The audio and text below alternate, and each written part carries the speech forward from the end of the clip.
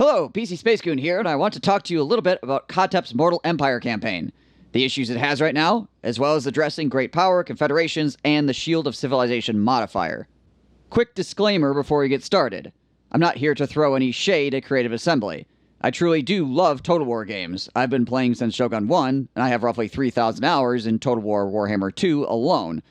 So, if I do hate Total War, I certainly have a weird way of showing it. That being said, I'm not going to pull any punches.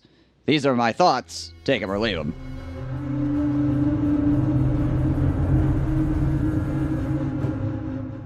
Right, with that out of the way, why is Khatep suffering? Well, outside of lore reasons, obviously. Let us first cast our eyes towards his start position.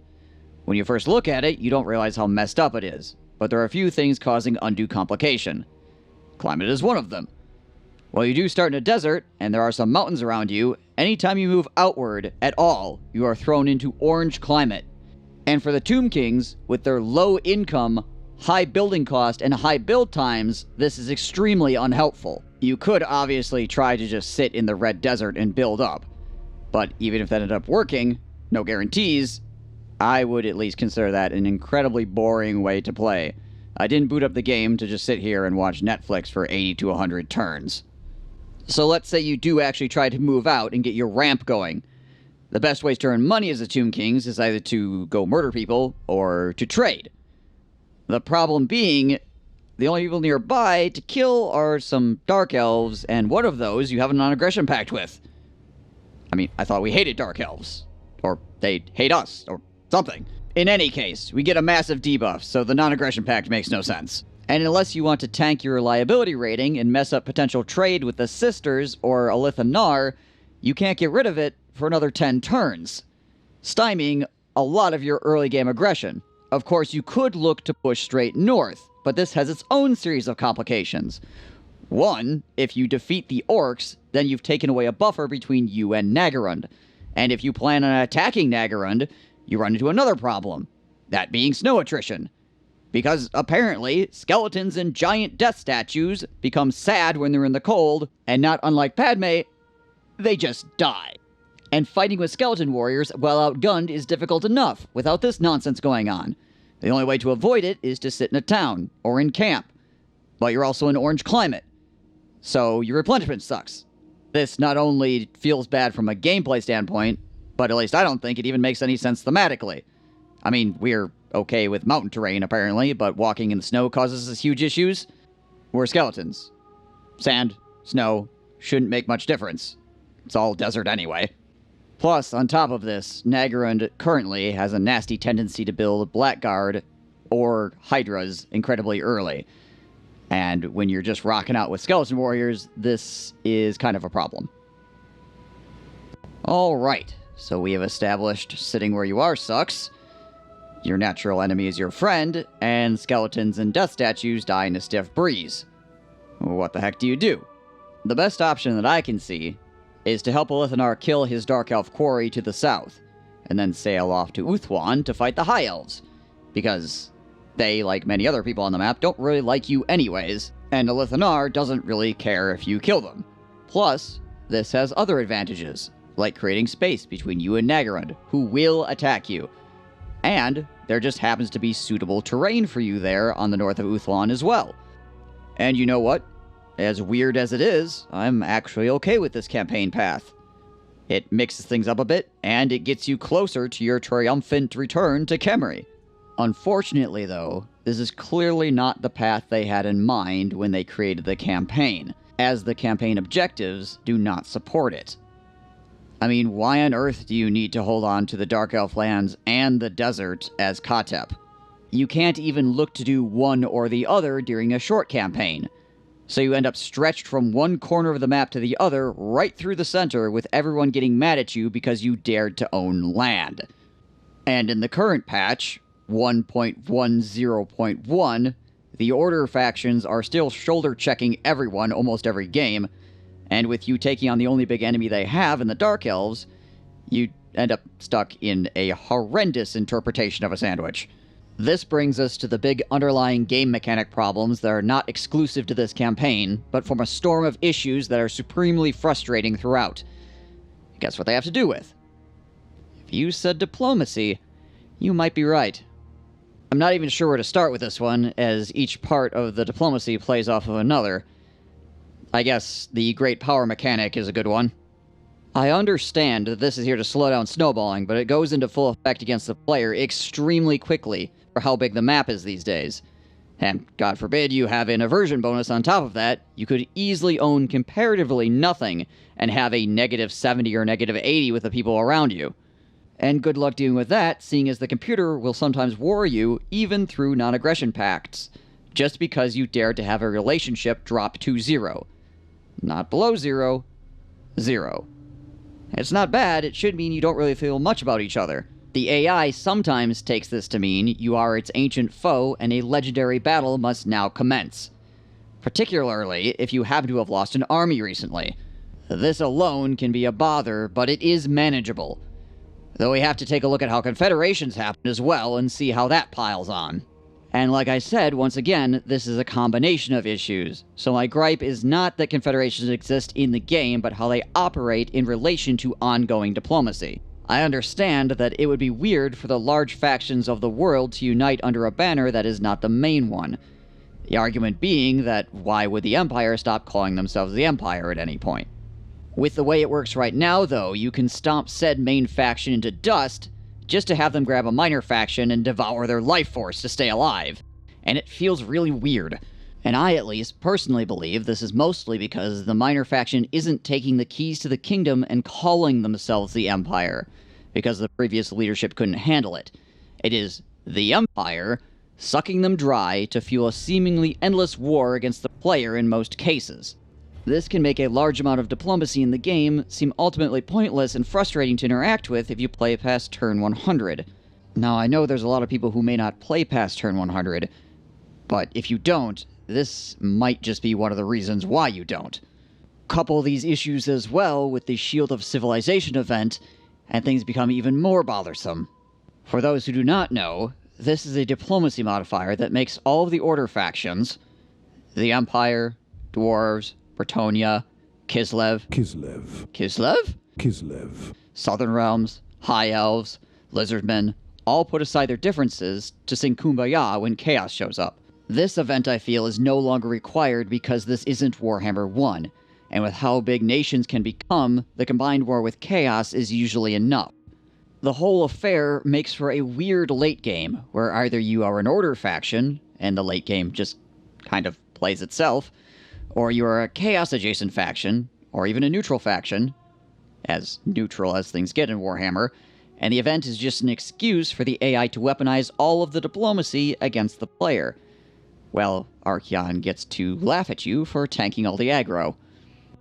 Okay, so we might have gone off on what seems to be a bit of a tangent, but let's bring it back around and see how it relates to Khatep.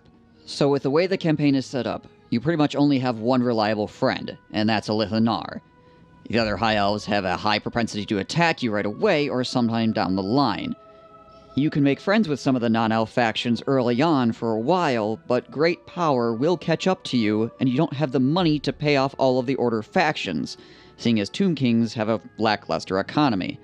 This means that you have to live in constant fear that Eataine is going to confederate Lithanar and then come after you with 60+ settlements. On top of that, you may have lost your only good trade partner, and now the other Order factions are free to join war against you, leaving you fighting 3/4 of the map with no help at all, because, well, once again, the Dark Elves hate you with a fiery passion for daring to exist. Khatep's campaign is a perfect storm of bad start position, no reliable expansion options given your objectives, faction bonuses that are not really applicable to the situation, and a diplomacy system that is a loaded gun pointed at your head just waiting for the AI to pull the trigger. It certainly doesn't feel like a fun challenge. It just feels like trying to put a square peg into a round hole. I mean, I can make it happen, but it isn't going to be pretty or enjoyable. Even after I beat this campaign, I just felt deflated, and like someone had beat me up mentally. I was just glad it was over. I would advise, if you're looking to play this campaign, at least in Mortal Empires, in its current state, don't. It doesn't seem to know what it wants from the player, and the systems you are working with just do not support a worthwhile experience. I can hear the cries in the distance now, though. Just mod the game, just add mods, it'll fix everything. I like mods, don't get me wrong, but mods in my mind should be extra, not a requirement. The vanilla experience should be able to stand on its own.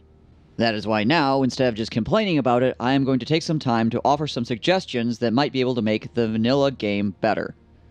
So right off the beam, I would change some of the acceptable climates for at least Khatep, if not all the Tomb Kings.